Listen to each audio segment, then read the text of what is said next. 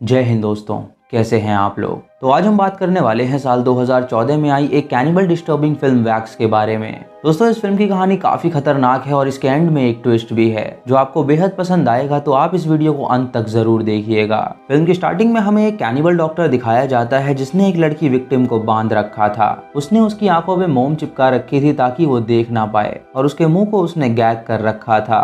वो डॉक्टर एक कैंची से उस लड़की का नाखून निकालता है जिससे उस लड़की को काफी दर्द होता है। ये देख के वो डॉक्टर उससे कहता है कि अब वो उसका शरीर काटने वाला है और वो उसका लिवर निकाल के खाएगा क्योंकि उसकी बॉडी काफी हेल्दी है। ये सुन के वो लड़की उसे मना करती है ऐसा करने के लिए, लेकिन वो डॉक्टर उसकी एक नहीं सुनता और उसका पेट चीर देता है जिससे उस लड़की का ढेर सारा खून निकलने लगता है और वो जोर से चिल्लाती है। फिर हमें माइक नाम के जर्नलिस्ट की बीवी और बच्चा दिखाए जाते हैं जो कि अब इस दुनिया में नहीं थे। फिर हमें एक टीवी प्रोड्यूसर दिखाई जाती है जो कि बहुत ही लालची थी। वो माइक को कॉल करती है और उससे कहती है कि उसके पास उसके लिए एक जॉब है। माइक की बीवी की मौत के बाद उसके पास कोई जॉब नहीं थी, तो वो ये जॉब करने के लिए तैयार हो जाता है। उस प्रोड्यूसर ने उसे एक हॉरर वैक्स म्यूजियम में एक रात बिताने के लिए भेजा होता है और वहाँ पे उन्होंने कैमरे लगाए थे ताकि वो उसे रिकॉर्ड कर सके।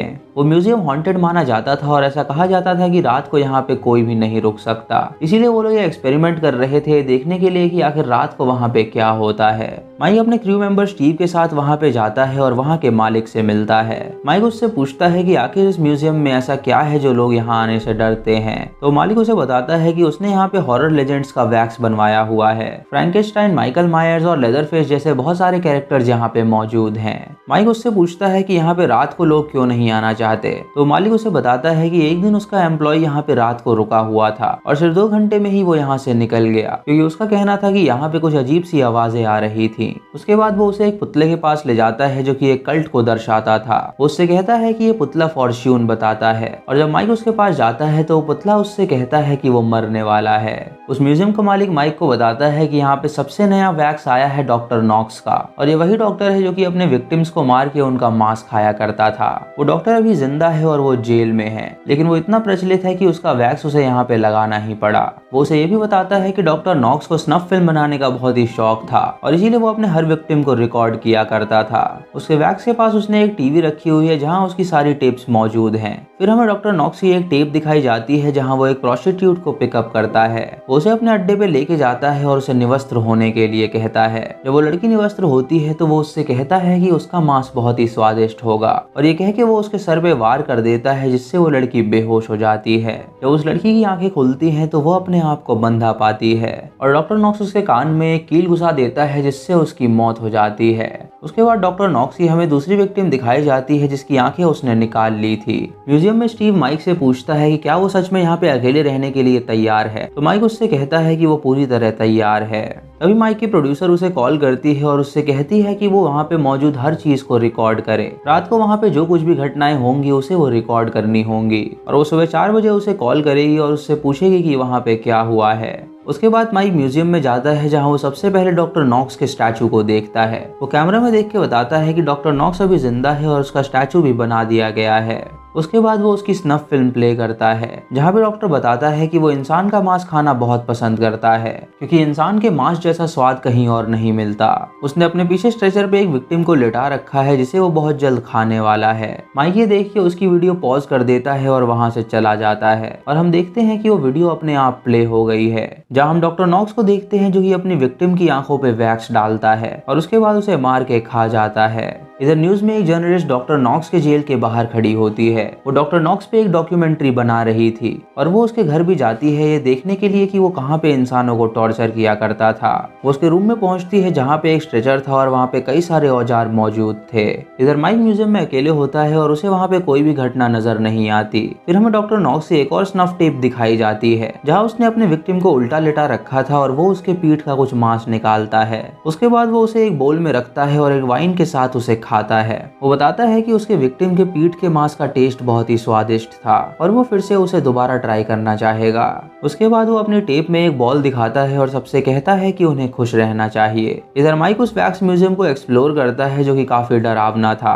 कुछ देर बाद वो जाके कंट्रोल रूम में बैठ जाता है और किताब पढ़ने लगता है। तभी उसे टेबल पर डॉक्टर नॉक्स की बॉल नजर आती है जिसे देख के वो हैरान हो जाता है। वो उस बॉल से खेलने लगता है और उसके बाद वो नीचे जाके उस बॉल को एक पुतले के हाथ में थमा देता है। वो उस पुतले से कहता है कि वो उस बॉल का ध्यान रखे और उसके बाद नीचे जाता है छानबीन करने के लिए। इधर डॉक्टर नॉक्स की टेप चल रही होती है जहाँ पे उसने अपनी विक्टिम को बांध रखा था। वो उससे कहता है कि उसकी आंखें बहुत ज्यादा प्यारी हैं जिसे वो खाना चाहता है, और ये कह के वो लड़की उससे कहती है कि वो उसे यहाँ से जाने दे।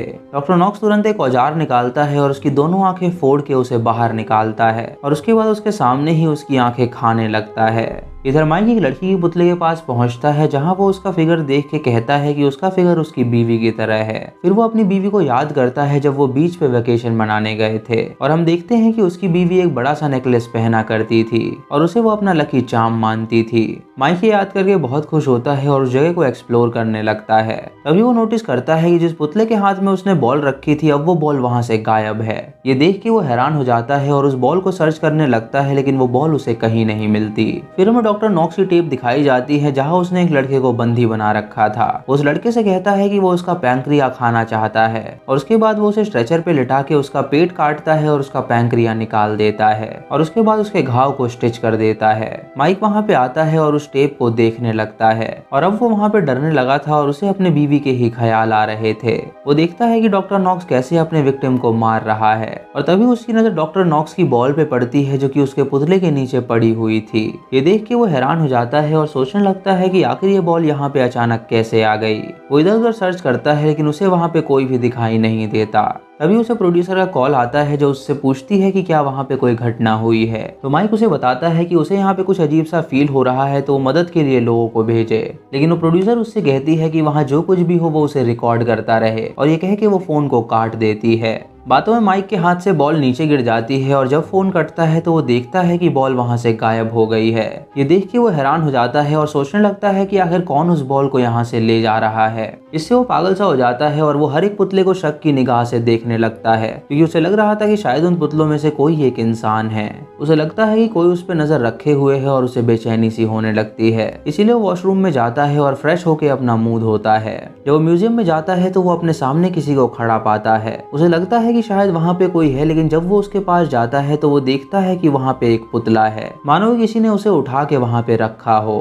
तभी उसकी मैनेजर उसे कॉल करती है और उसे बताती है कि डॉक्टर नॉक्स जेल तोड़ के भाग गया है और उन्हें शक है कि वो उसी म्यूजियम में आएगा तो वो सतर्क रहे। ये सुन के माइक हैरान हो जाता है और उससे कहता है कि वो तुरंत पुलिस को यहाँ पे भेजे।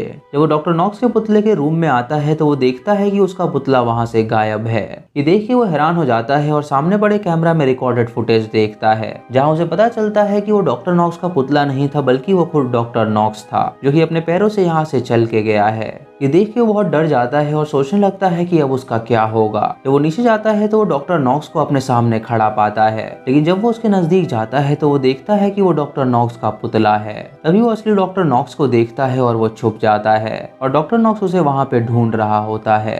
तभी उसे एक पुतले के हाथ में एक सीडी मिलती है जिसे वो प्ले करता है, जिसके अंदर डॉक्टर नॉक्स होता है जो बताता है कि उसने कई सारे जिंदा इंसानों को खाया है, लेकिन अब उसका मन है एक मुर्दा इंसान को खाने का, क्योंकि वो देखना चाहता है कि आखिर मुर्दे इंसान का टेस्ट कैसा होता है। वो वीडियो में बताता है कि उसने उस लेडी की बॉडी को बहुत दिनों तक जमीन के अंदर गाड़ के रखा था, जिसकी वजह से उसकी बॉडी सड़ गई और बहुत सारे कीड़े उसके अंदर आ गए। उसके बाद वो उसका फ्लैश टेस्ट करता है और बताता है कि वो मांस बहुत ही बेकार था। फिर वो अपनी विक्टिम की डेड बॉडी दिखाता है जो कि पूरी तरह सड़ चुकी थी और कहता है कि उसका नाम नूरिया था, जो कि माइक की बीवी का नाम था।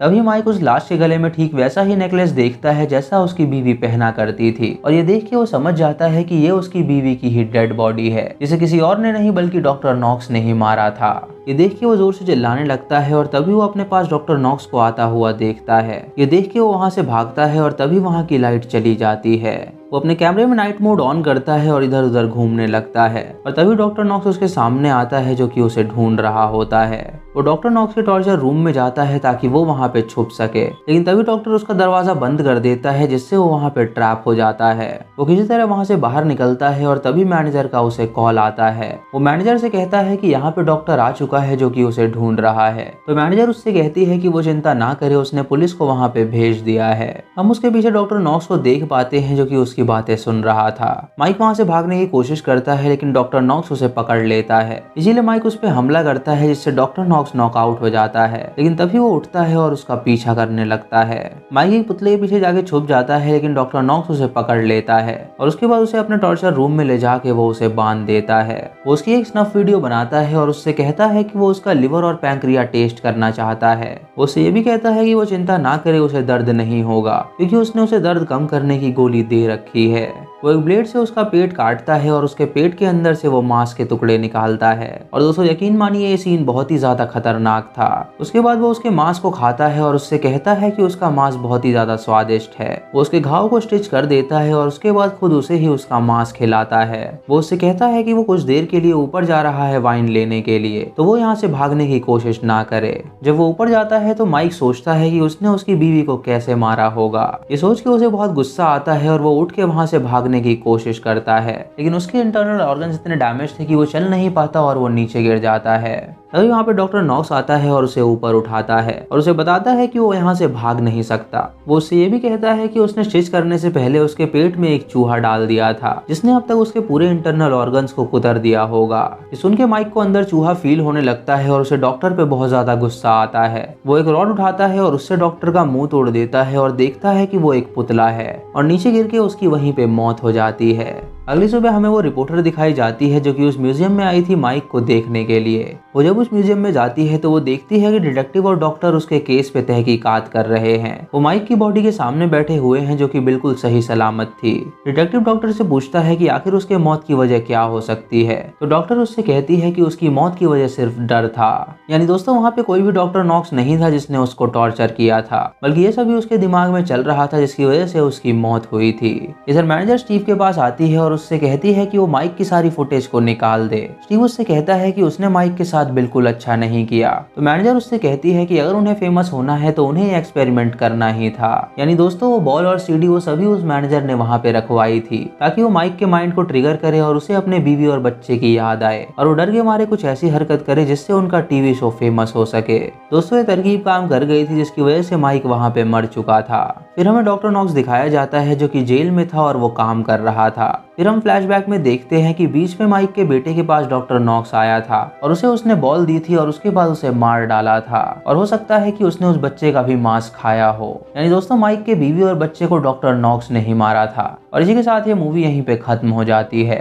दोस्तों इंसान का दिमाग बहुत ही पावरफुल होता है जो कि कई सारी इमेजिनेशन करता है और कई बार ये इमेजिनेशन इतनी खतरनाक हो जाती है कि इंसान अपनी जान खो बैठता है।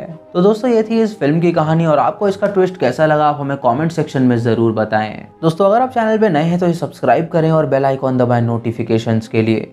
और मूवी लिंक्स के लिए आप हमें टेलीग्राम पे फॉलो कर सकते हैं। वीडियो को लाइक और शेयर करना बिल्कुल मत भूलिएगा।